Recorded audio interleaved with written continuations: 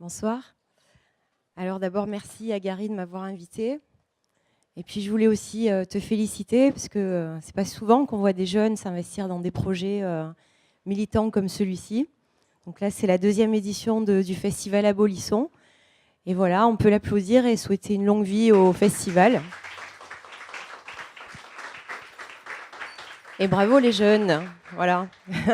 Big Foss pour le festival. Voilà, donc j'ai été invitée à partager avec vous un hommage à Jean Bernabé, que j'aime beaucoup par rapport à tout le travail qu'il a réalisé pendant toute sa vie, en fait, quasiment. Il est né en 1942 en Martinique et il est mort le 12 avril dernier, donc c'est tout récent. Voilà. Alors je vais parler de lui au présent, tout d'abord parce que il a effectué un travail considérable pour justement la défense de la langue et de la culture créole, comme le disait Gary, et que tout le travail qu'il a effectué, tous les écrits qui restent aujourd'hui, le gardent vivant finalement à tout jamais dans la mémoire collective. Et la deuxième raison, et là je vais dédier ça à toutes les personnes qui nous ont quittés récemment, je pense également à Benjamin Mendy.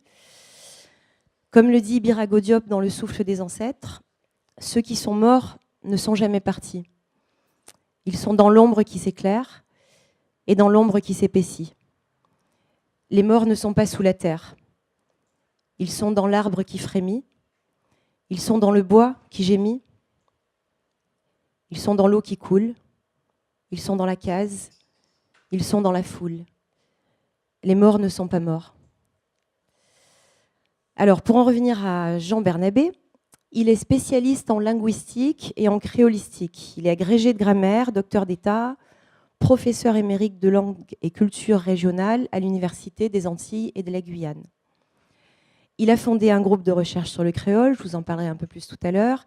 Il a écrit tout un tas d'ouvrages hyper importants dans le domaine de la syntaxe des langues créoles.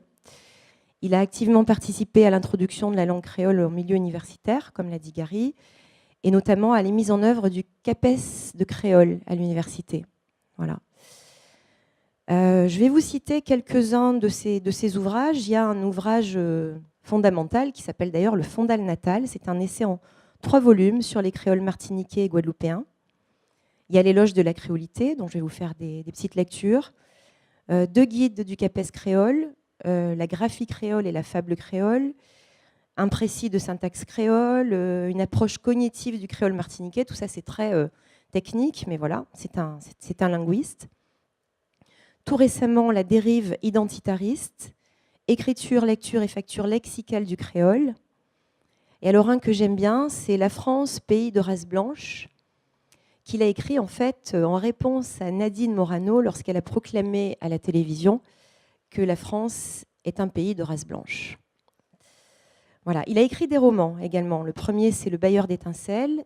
Il y a eu Le Partage des ancêtres, La Malgeste des mornes et Litanie pour le nègre fondamental. Donc, il a milité toute sa vie pour la défense de la langue créole et il prônait notamment, il considérait que l'écrit de la langue créole est quelque chose de fondamental, puisque toute langue orale qui reste orale est vouée à mourir. Voilà. Il est donc l'un des auteurs de cet ouvrage, Éloge de la créolité, avec Patrick Chamoiseau et Raphaël Confiant, 2 auteurs martiniquais. Et je confirme qu'il n'y a pas beaucoup d'auteurs femmes connues en Martinique. Il y en a pas mal en Guadeloupe, comme Marie Scondé, Gisèle Pinault, Dracius, Suzanne Dracius, Guadeloupe aussi. Voilà, donc, mais en Martinique, il n'y en a pas. Je ne sais pas pourquoi, il n'y en a pas beaucoup. Voilà, donc Chamoiseau et Confiant, ce sont 2 auteurs comme Bernabé résistants qui ont toujours milité contre la domination et pour l'existence des identités créoles. Donc il a été publié en 1988 chez Gallimard et cet ouvrage est devenu une référence dans la démarche de réflexion sur l'être créole. Il a été traduit dans une dizaine de langues et aujourd'hui, toujours, il est étudié dans de nombreuses universités en Europe, aux États-Unis, au Canada et au Japon, beaucoup au Japon, qui s'appuient sur cet ouvrage pour réfléchir sur leur identité aussi. Voilà. Alors, avant de parler de l'éloge de la créolité, juste un petit historique. Donc, avant le mouvement de la créolité, il y a eu la négritude, initiée par Aimé Césaire, qui en fait réhabilite un petit peu l'image de l'Afrique dans la société créole, puisqu'on a été longtemps en fait sur une pensée d'assimilation après l'abolition de l'esclavage. Ensuite, il y a eu Édouard Glissant avec l'antillanité, qui lui intègre aussi bien l'apport africain que l'apport européen. Et ensuite, donc avec ces trois auteurs, on a la créolité qui apparaît et qui ne vient pas contredire ce qui a été dit avant par Césaire et par Glissant, mais qui est plutôt dans une continuité en fait. Il ne le dénigre pas. D'ailleurs, il proclame dans Éloge de la créolité, la négritude césarienne est un baptême, l'acte primal de notre dignité restituée. Nous sommes à jamais fils de Césaire. Et l'ouvrage donc se positionne dans une démarche de consolidation des fondations posées par Césaire et Glissant, tout en y apportant de nouvelles notions sur l'identité spécifique de l'être créole, en prenant en compte plusieurs facteurs, les facteurs esthétiques, les facteurs économiques et les facteurs économiques et politiques, je veux dire. Alors au début du livre, on peut lire « Ni européens, ni africains, ni asiatiques, nous nous proclamons créoles. Cela sera pour nous une attitude intérieure, mieux, une vigilance, ou mieux encore, une sorte d'enveloppe mentale de laquelle se bâtira notre monde en pleine conscience du monde. » Alors les auteurs posent la base du concept de la créolité en faisant une préalable, en prônant une préalable acceptation de soi, parce qu'il y avait un dénigrement de son être créole jusqu'à présent. Et en disant, je cite, « La francisation nous a forcés à l'autodénigrement, l'eau commun des colonisés », puisque c'est un phénomène en fait dont on peut parler pour les Antilles, mais pas que pour les Antilles. C'est un phénomène mondial pour tous les peuples colonisés. Alors, je vais vous faire une première lecture. Ce ne sera pas très long, vous inquiétez pas. Hein, on va pas. Vous allez avoir déjà la tête un peu pleine de choses. Après, je vais vous inviter plutôt à ce qu'on fasse une petite discussion ensemble, si vous le souhaitez. Mais je vais vous faire quelques lectures. Alors, notre situation a été de porter un regard extérieur sur la réalité de nous-mêmes, refusée plus ou moins consciemment. En littérature, mais aussi dans les autres formes de l'expression artistique, nos manières de rire, de chanter, de marcher, de vivre la mort, de juger la vie, de penser la déveine, d'aimer et de parler l'amour, ne furent que mal examinées. Notre imaginaire fut oublié, laissant ce grand désert où la fée Carabosse assécha Mamandlo. Mamandlo, c'est un personnage du conte créole. Notre richesse bilingue, refusée, se maintint en douleur diglossique. Certaines de nos traditions disparurent, sans que personne ne les interroge, en vue de s'en enrichir. Et même nationalistes, progressistes, indépendantistes, nous tentâmes de mendier l'universel de la manière la plus incolore et inodore possible, c'est-à-dire dans le refus du fondement de notre être.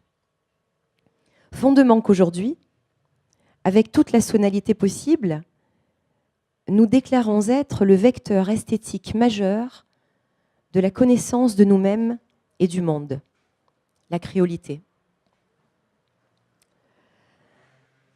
Alors, ensuite, les auteurs dénoncent l'enlisement de l'oralité dans notre inconscient collectif, disant, je cite, « La non-intégration de la tradition orale fut l'une des formes et l'une des dimensions de notre aliénation. Ils préconisent ce qu'ils appellent, la mise à jour de notre histoire vraie, à travers notamment la connaissance de notre univers artistique. Donc je vous lis un autre extrait. Notre histoire, ou plus exactement nos histoires, est naufragée dans l'histoire coloniale. La mémoire collective est notre urgence. Ce que nous croyons être l'histoire antillaise n'est que l'histoire de la colonisation des Antilles. Dessous les ondes de choc de l'histoire de France, dessous les grandes dates d'arrivée et de départ des gouverneurs, dessous les aléas des luttes coloniales, dessous les belles pages blanches de la chronique, où les flambées de nos révoltes n'apparaissaient qu'en petites taches, il y eut le cheminement obstiné de nous-mêmes, l'opaque résistance des nègres marrons bandés dans leur refus, l'héroïsme neuf de ceux qui affrontèrent l'enfer esclavagiste, déployant d'obscurs codes de survie, d'indéchiffrables qualités de résistance, la vérité illisible des compromis, les synthèses inattendues de vie. Ils quittèrent les champs pour les bourgs, se répandirent dans la société coloniale jusqu'à en épaissir en tout point la consistance, jusqu'à donner aujourd'hui ce que nous sommes. Cela s'est fait sans témoin, ou plutôt sans témoignage. Nous laissons un peu dans la situation de la fleur qui ne verrait pas sa tige, qui ne la sentirait pas. Et l'histoire de la colonisation, que nous avons prise pour la nôtre, a aggravé notre déperdition, notre auto-dénigrement.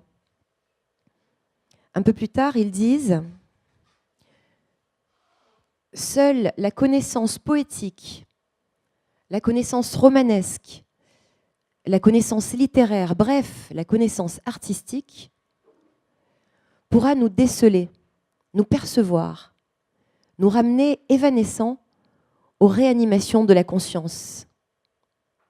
Appliquée à nos histoires, la vision intérieure et l'acceptation de notre créolité nous permettront d'investir ces zones impénétrables du silence où le cri s'est dilué. C'est en cela que notre littérature nous restituera à la durée, à l'espace-temps continu.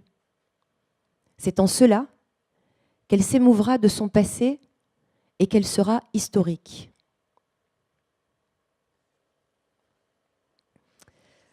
Alors, pour presque terminer, non, encore un extrait quand même. Oui, c'est important parce qu'ils parlent de dynamique constante.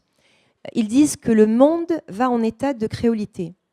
Ce qui, pour moi, je ne sais pas ce que vous en pensez, mais vous pourrez me le dire après, va totalement dans le sens du processus de créolisation dont parle Édouard Glissant. En fait, entre la négritude, l'antillanité, la créolité et la créolisation, il y a certaines personnes qui parlent de rupture entre tous. Moi, je parle plutôt d'une évolution au fil du temps. Et par rapport au développement de la conscience, de la prise de conscience de l'être créole. Et de la prise de conscience de l'être créole en relation avec le reste du monde. Et eux, à travers la créolité, moi, je trouve qu'ils sont déjà dans ils évoquent déjà ce phénomène de relation avec l'autre. Voilà. Donc un dernier extrait qui illustre cela.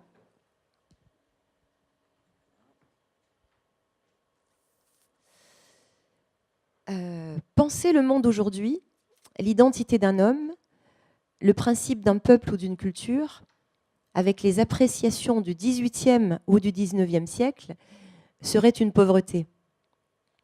De plus en plus émergera une nouvelle humanité qui aura les caractéristiques de notre humanité créole, toute la complexité de la créolité. Le fils né et vivant à Pékin d'un Allemand ayant épousé une Haïtienne sera écartelé entre plusieurs langues, plusieurs histoires, pris dans l'ambiguïté torrentielle d'une identité mosaïque. Il devra, sous peine de mort créative, la penser dans toute sa complexité. Il sera en état de créole. C'est cela que nous avons préfiguré. Notre plongée dans notre créolité, avec les ressources de l'art, est une mise en relation avec le monde, des plus extraordinaires et des plus justes. Exprimer la créolité sera exprimer les étangs même du monde. Ce que nous avons ressenti, notre acquis émotionnel, nos douleurs, nos incertitudes, l'étrange curiosité de ce que l'on a cru être nos tares, servira dans notre expression réalisée à bâtir l'être harmonieux du monde dans la diversité. À méditer. Voilà pour les extraits d'éloges de la créolité.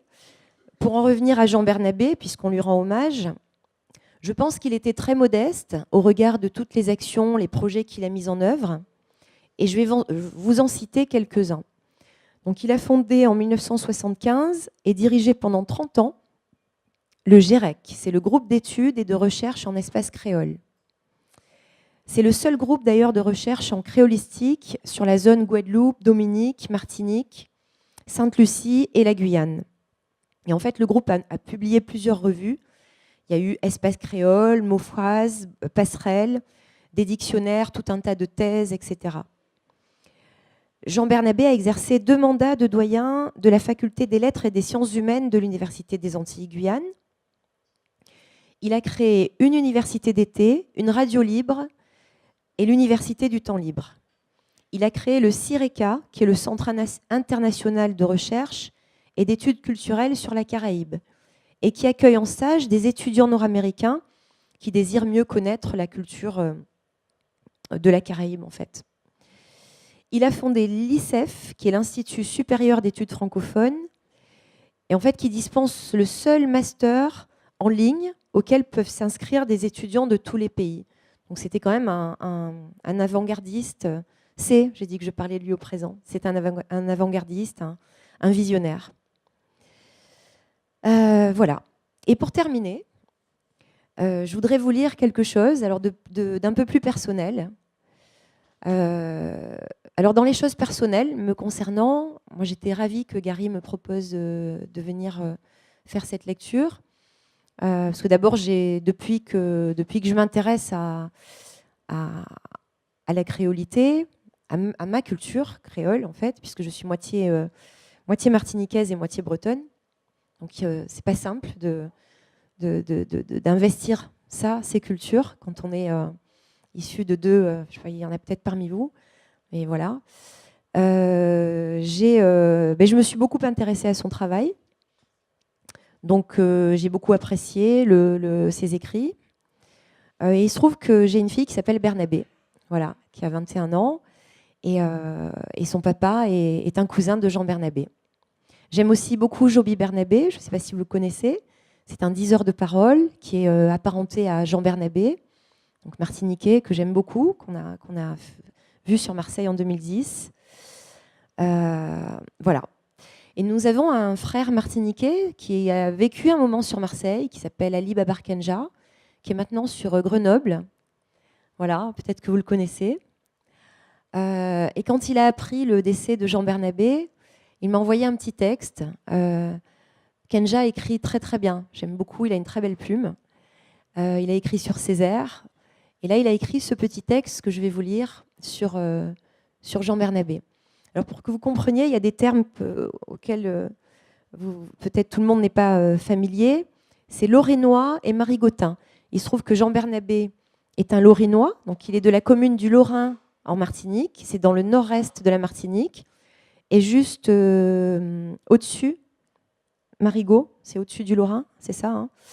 Donc Ali Babarkanja est de Marigot, donc c'est un marigotin. Voilà. Il a appelé ce texte « Lumière des îles ». À la fin des années 80, j'eus le privilège d'avoir Jean Bernabé pour directeur de recherche au GIREC. Privilège à double tranchant, tant l'homme était en permanence surbooké entre ses fonctions de doyen, ses cours vraiment fondamentaux, ses étudiants-chercheurs, l'animation intellectuelle et administrative du GIREC, ses propres activités de recherche et d'écriture qui brassaient un réseau mondial. Pourtant, il fut toujours là pour moi, attentif, grave et fraternel, comme un Lorinois peut l'être vis-à-vis d'un Marigotin. Jean Bernabé était une lumière vive, baignée de bienveillance. Il incarnait l'érudition dans une parole humble, avec une patience qui me semblait venir du temps de mes grands-parents. Avec Monchoachi et Raphaël Confiant, il fut celui qui me fit accéder à une dimension classique, à la fois vivante et ancienne de la culture cachée dans la langue créole. Avec Édouard Glissant, il fut celui qui pesa le poids des îles dans la clameur du monde. Ni césériste, ni césérolâtre, il m'initia à l'exigence de se définir césarien. Et tant d'autres attentions, tant de compréhension vis-à-vis des blessures de chacun, tant de sourires apaisants. Merci, monsieur le professeur. Vous avez tracé une connaissance de nous-mêmes dans le corps, le cœur et la mémoire de ce pays.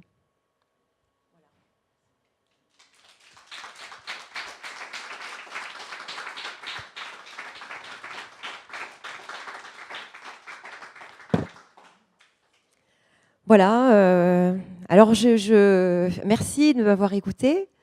Je ne sais pas si vous voulez poser des questions à moi, à Gary. Moi, peut-être que je vais vous poser des questions aussi. C'est plus un échange que... C'est pas une conférence. Hein. Je me sens un peu seule derrière mon petit bureau. Donc, n'hésitez pas si vous avez des questions ou si vous voulez échanger sur le thème de la créolité, rajouter des choses si vous connaissez le parcours de Jean Bernabé. Je vous écoute.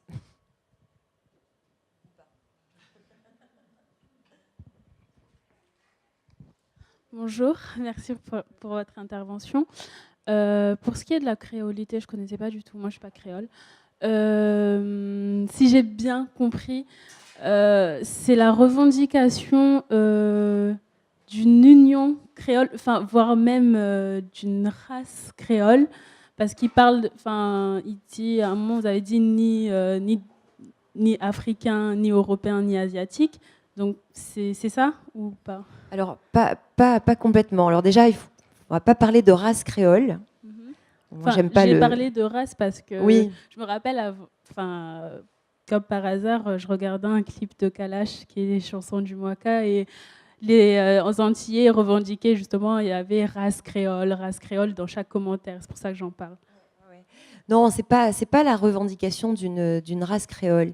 C'est vraiment la prise en compte, la prise de conscience en fait de tous les éléments culturels dans la constitution d'une société créole. C'est vrai que Césaire parlait surtout de l'Afrique. Après, Glissant a parlé de l'Afrique et de l'Europe. Mais on en a parlé tout à l'heure dans la précédente intervention. Il n'y a pas que ça. Il y a les Amérindiens, il y a les Chinois, il y a la Réunion, vous le savez. Hein. Il y a tellement de cultures qui ont participé à la construction des sociétés créoles, que eux, en fait, à travers l'éloge de la créolité, c'est tout ça qu'ils souhaitent prendre en compte. Mais ils ne parlent pas que de la société créole antillaise, hein, ils parlent de toutes les sociétés créoles. Donc, par exemple, à La Réunion, dans les Mascareignes, voilà. Et, mais de la prise en compte de cette identité créole, tout en étant en relation avec le reste du monde. On n'est pas encore dans ce que Édouard Glissant a appelé le processus de créolisation, qui est quelque chose qui est en perpétuel mouvement et qui continue et qui va continuer. On n'est pas encore là-dedans, mais c'est pour moi une prémisse de ça. Voilà. Après, c'est subjectif quand même, hein, tout ça. Parce que même eux, ils ont eu du mal à donner une définition de la créolité. C'est compliqué. Et puis aussi, moi personnellement, l'identité créole, j'aime bien la voir comme un projet, tu vois, plus que comme quelque chose qu'on a atteint véritablement. C'est-à-dire comme un projet dans le sens où, oui, je pense que quand tu es noir, que tu vis aux Antilles, il y a des choses à dépasser avant de pouvoir te sentir complètement créole. Il y a des choses à dépasser d'un point de vue de notamment des réalités sociétales qu'on subit, tu vois, tout ça, c'est des choses à dépasser. Et pour moi, j'aime voir l'identité créole comme un but à atteindre, tu vois, comme voilà, quand on aura atteint un certain niveau de sérénité, on pourra se dire clairement, nous sommes créoles. Mais pour moi, c'est un but à atteindre plus que. Après, voilà, pour moi, il y a aussi quelque chose de très concret dans la manière dont on définit l'identité créole, parce que concrètement, moi, je considère que moi, ayant vécu en Martinique, ce serait un manque de respect envers la culture africaine que de me dire africain. Tu vois ce que je veux dire? Dans le sens où je sais que je suis descendant de cette histoire-là, que je sais que je suis descendant de déportés, mais pour tout ce que l'histoire coloniale a broyé de l'Afrique, chez les déportés, chez les descendants de déportés africains, je peux me revendiquer africain. Je peux me revendiquer d'un héritage africain. Par contre, ça va être compliqué de me revendiquer d'une identité africaine. Et pour moi, en fait, la créolité, c'est aussi une manière de dire, bon, bah, c'est ma manière, en fait, de rendre hommage à ces racines africaines. C'est ma manière de les mêler à ce qui s'est passé pour mes ancêtres à la suite de ces déportations. C'est ma manière en fait, d'accepter aussi cet héritage africain dans mon identité et de la composer avec les autres choses. D'accord. Pour, pour tout ce que vous avez abordé, toutes les revendications créoles, en fait, c'est les miennes. Je vais dire, moi, je suis mahoraise. Et par exemple, vous avez parlé de la langue et je suis convaincue que l'émancipation d'une culture se fait par la langue avant tout. Et Mayotte est un dom-tom comme vous. Et moi, je suis indépendantiste.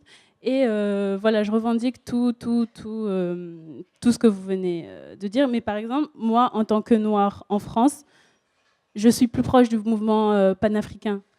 Et quand vous parlez de créolisation, c'est... moi, je l'ai ressenti comme ça, comme si les créoles se détachaient du mouvement panafricain, en fait. C'est la manière dont je l'ai perçu et créer leur propre mouvement de créolisation. Je l'ai perçu comme ça. Du coup, en fait, je suis un peu... dans la suite de ce que disait Gary, c'est que, par exemple, tu vois, moi, j'ai grandi en Guadeloupe et... du coup, par exemple, je ne pourrais pas me fondre dans une identité fantasmée qui serait afrocentrique, par exemple, parce qu'en fait, j'ai grandi en Caraïbes et mon univers a été la Caraïbe, etc. Et du coup, je trouve que tu as parlé de panafricanisme. Ce qui est intéressant dans le panafricanisme, c'est quand c'est un projet, tu vois, politique, mais qu'il n'y a pas de dogmatisme culturel. Parce que je pense qu'on ne peut pas s'inventer.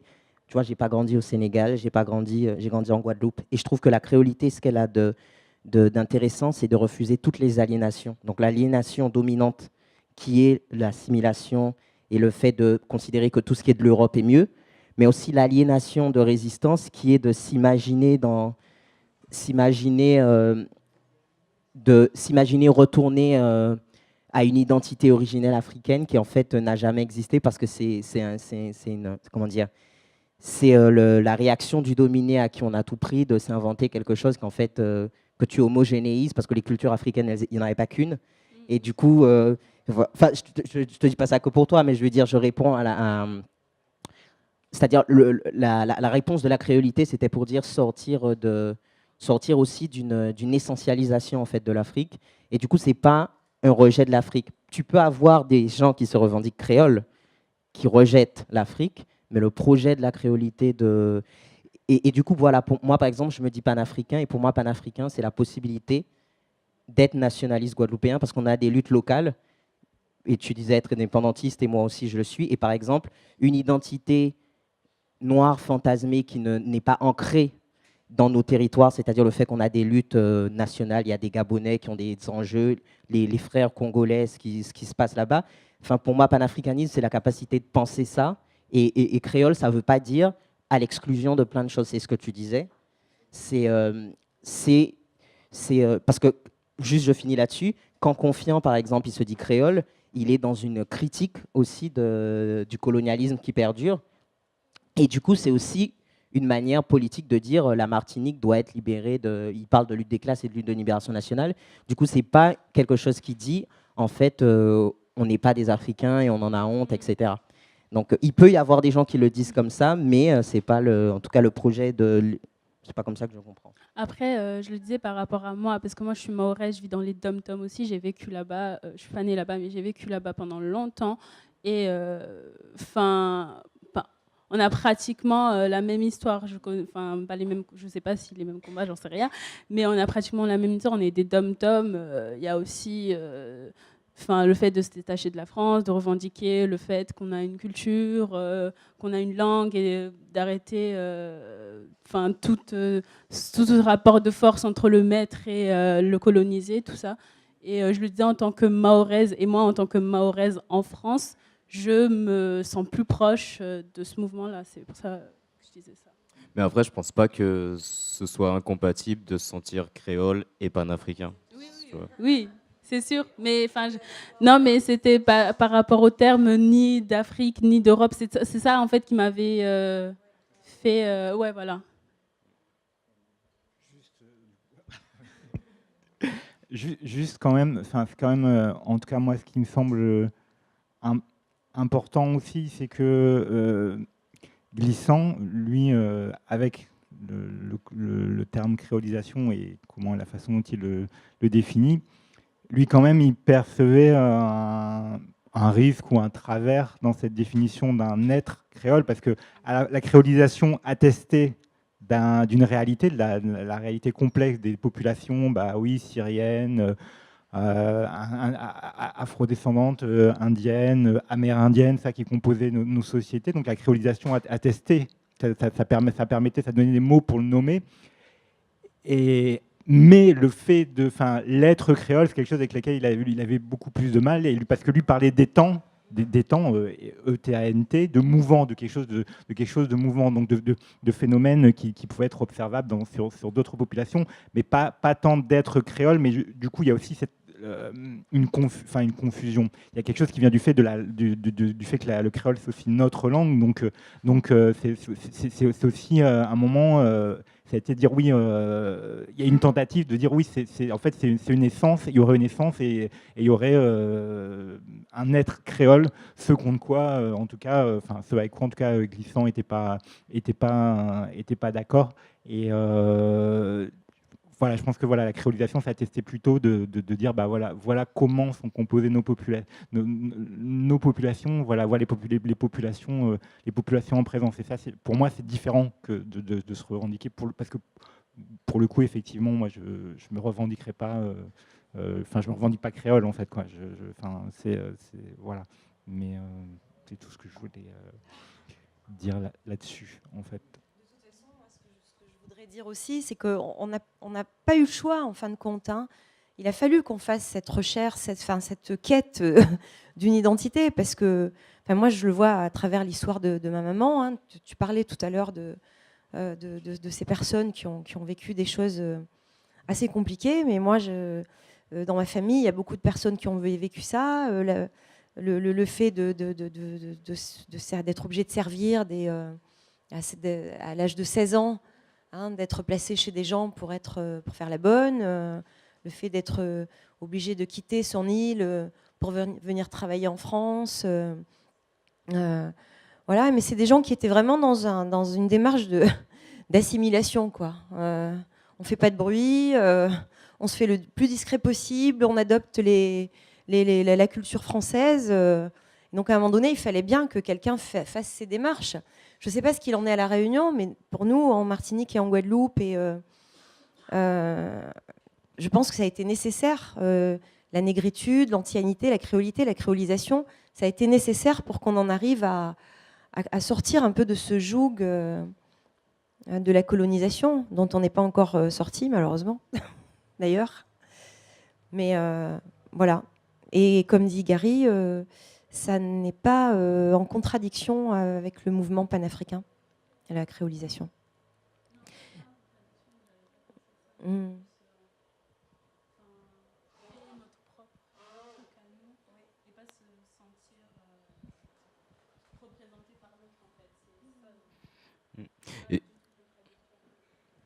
Mais du coup, moi, ce que je me dis dans la manière dont je conçois, enfin, moi, je suis plus proche de la définition d'Édouard Glissant que de la définition des auteurs de la créolité. Parce que Édouard Glissant, lui, il était dans un truc de dire euh, le processus de créolisation, tu peux pas le figer en un temps et un moment en un temps et en un lieu donné. C'est un processus qui ne peut pas se prévoir et dont tu pourras pas prévoir les effets.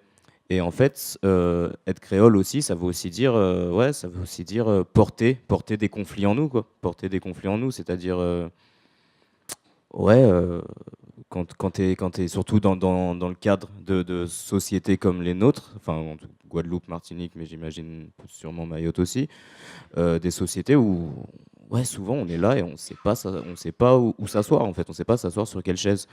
Et on se dit, bah, ouais, mon identité, elle se situe où? Est-ce que mon identité, elle se situe euh, chez un Africain qui ne me reconnaîtra pas quand je lui parlerai du fait que je suis africain? Est-ce qu'elle se situera chez un Français qui ne me reconnaîtra encore moins quand je lui dirai que je suis français?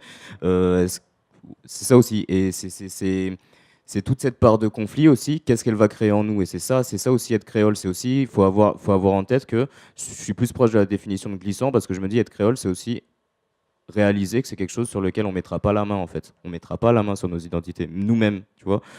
C'est tout un bordel qu'il nous faut savoir appréhender en fait, savoir regarder avec une certaine distance pour être serein avec.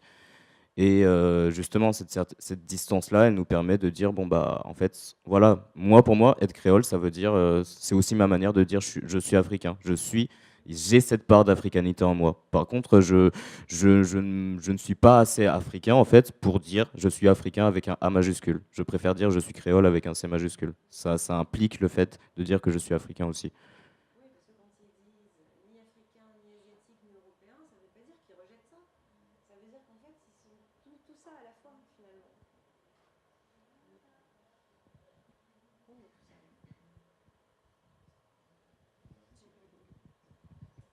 Vous pouvez joindre le cercle.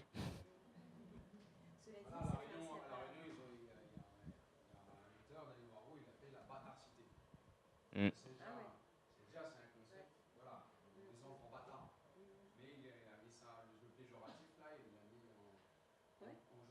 Comme la négritude, hein. C'est comme la négritude.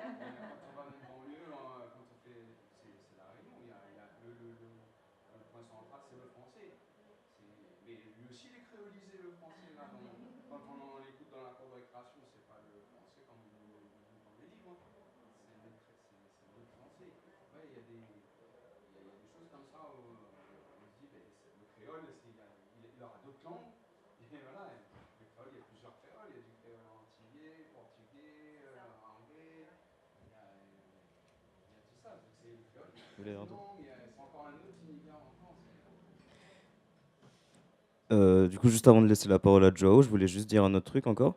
C'est que justement, en fait, plus pour réagir au débat qu'on avait avec toi, il y a même des enjeux politiques derrière le créole, c'est-à-dire des enjeux liés à la récupération du concept de créolité. Par exemple, en Martinique, tu as des gens, ils ont donc principalement des béquets ou des hommes politiques qui ont créé une association qui s'appelle Tous Créoles, tu vois. Et cette association, c'est en gros des béquets qui se sont dit, bon bah en fait, on est tous créoles, on est tous pareils, on fait table rase du passé, on va de l'avant, arrêtez de regarder derrière, on est pareil que vous en fait, nous nos magasins, si on a la main mise sur l'économie, c'est parce qu'on a travaillé, faites de même, et voilà, et ils récupèrent le concept de créolité pour dire voilà, mais en fait, on a réglé la question. Je vois pas pourquoi vous vous prenez la tête. On a réglé la question. On est tous créoles. Pensons à autre chose. Allons de l'avant. Et justement, en fait, les premiers à avoir réagi à cette récupération, c'était les écrivains de la créolité eux-mêmes. D'ailleurs, Raphaël Confiant, qui écrit beaucoup à ce sujet-là et qui écrit beaucoup sur le fait que, en fait, la créolité, ça veut pas dire, c'est pas une injonction à la réconciliation. Ou alors, si c'est une injonction à la réconciliation, c'est une injonction à la réconciliation vis-à-vis de nous-mêmes qui avons été détruits par l'esclavage, pas vis-à-vis de vous qui continuez à détruire nos identités et ce qu'on est. Voilà. Tous créoles, ouais. Tu peux trouver leur site internet, tu peux. En 2005, je crois. Ouais, c'est Roger de Jam. Ouais.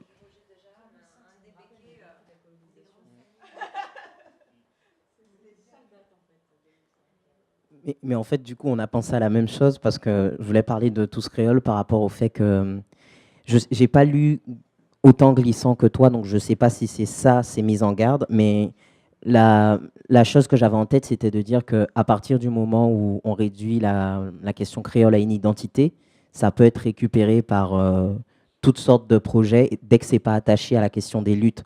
Parce que du coup, l'exemple de Tous Créoles, c'est en gros, c'est quoi? C'est des gens qui utilisent la question de l'identité, donc c'est-à-dire le fait que oui, même les descendants d'esclavagistes aussi, ils ont été créolisés, pour dire que du coup, on est tous unis, alors qu'en fait, il y a une question de classe qui nous sépare d'eux. C'est pas n'importe quel bourgeois, c'est les bourgeois qui ont hérité de la fortune de l'esclavage. Et du coup, c'est pour ça qu'en fait, si la créolité, ça devient qu'une identité, ben, c'est un truc de pacification sociale. En gros, vous êtes tous martiniquais, vous êtes tous guadeloupéens, aimez-vous, mais du coup, il y a celui qui continue à exploiter l'autre et qui habite en Martinique, comment ça s'appelle, Bekeland, c'est Capest, voilà, et du coup qui continue à vivre dans ces... En gros, il y a une question d'injustice sociale qui va être pacifiée par le truc de... On est tous... chaque fois qu'il y a une grève, par exemple, quand il y avait le LKP, des gens qui sont un peu, entre guillemets, aux ordres, qui passaient à la télé, leur discours pour, par exemple, contrer les revendications d'Elie Domota ou d'autres, c'était de mettre en avant la créolité en disant oui, la couleur, ça compte pas, etc. Alors qu'en fait, les gens, ils sont dans une revendication sociale. C'est pas eux qui ont décidé que le partage de l'économie suivait la ligne de couleur qui a été créée.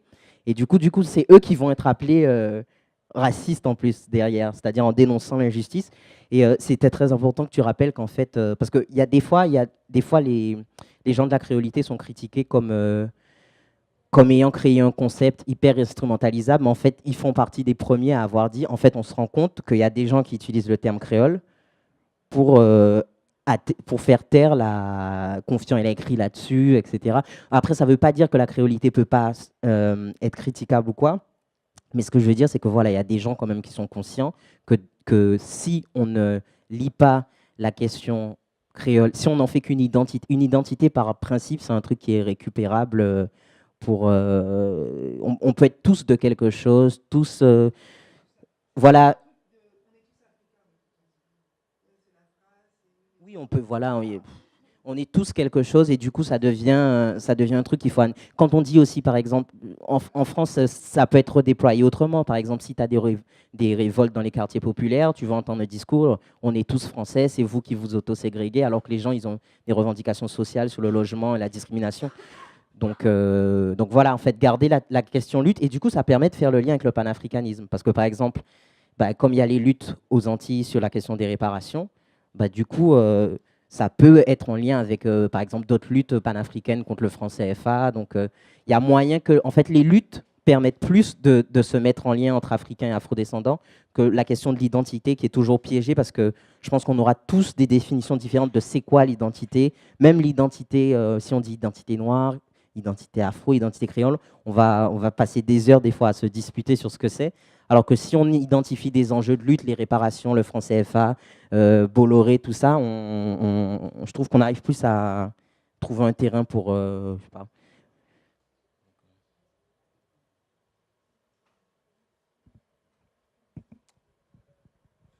Donc j'ai le mot de la fin ou quelqu'un d'autre veut parler? Ok. Bah, on va continuer du coup. Maintenant, on va passer à de la musique. Et voilà, donc merci à Mona, merci à... Parce que là, on est sur la fin du festival, donc merci à tous ceux qui ont participé. Merci à toi, Joao. Merci à vous, Case Rebelle. Merci à vous qui êtes venus. Merci à... J'ai vu Jabi Corner il n'y a pas longtemps, là. Bah, merci à lui qui a mis le feu vendredi soir. Merci à tous les artistes, merci à ceux qui vont jouer maintenant. Voilà.